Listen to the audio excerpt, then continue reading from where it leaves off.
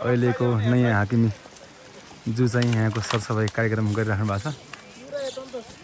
यो नियमित गर्नुपर्ने यो चाहिँ अब नागरिकको सबैको नैसर्गिक मौलिक अधिकारभित्र पर्छ। हजुर अब हामीले गर्नै पर्ने हो। हामीले अरूलाई अब गर्न भन्नुभन्दा आफैबाट सुरु गरेपछि अरू पनि त्यसबाट पाठ सिक्ने हुन्छ। हजुर यो नियमित गर्नुपर्ने हो। हामीले अब प्रधानमन्त्री मन्त्री कार्यालय नेपाल सरकारबाट आएको निर्देशन बमोजिम हामीले राष्ट्रिय सप्ताह कार्यक्रम सरसफाइ सप्ताह कार्यक्रम मनाइरहेको छौँ। हजुर ठिक छ ठिक छ। निरन्तर हाम्रो यो जेठको 3 गतेसम्म रहने छ।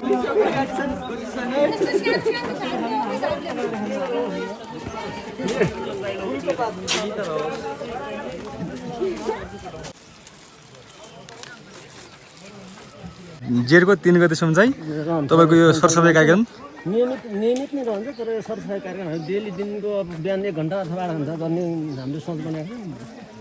नियमित रहन्छ। ए ल ठिक छ। सरसफाइ पनि हुन्छ। अब यहाँको समुदायको पनि स्वास्थ्यलाई पनि सुधार हुन्छ। हजुर लगातार बजारको अब सबै क्षेत्र सरसफाइ गर्ने टोयलेट अनि खाना पकाउने ठाउँ क्यान्टिनहरू सबै सरसफाइ हुनेछ।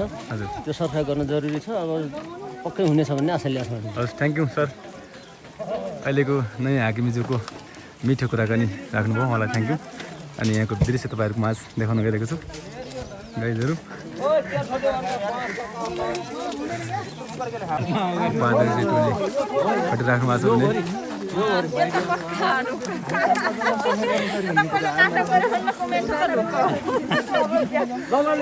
यता हुनुहुन्छ हाम्रो चाहिँ अध्यक्षज्यू लागि पर्नु भएको छ सरसफाइ कार्यक्रममा।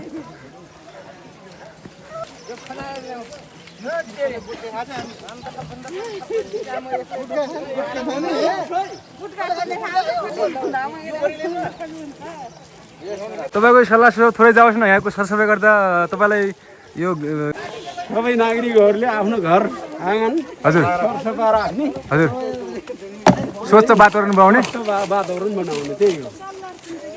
अनि यता उपाध्यक्षज्यूको के छ यो सरसफाइ गर्दै गर्दा?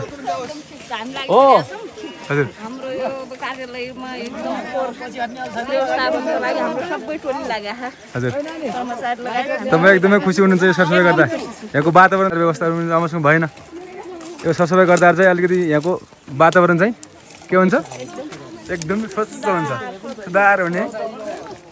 ल हेर्नुहोस् चकाचक टिम लागिरहेछ।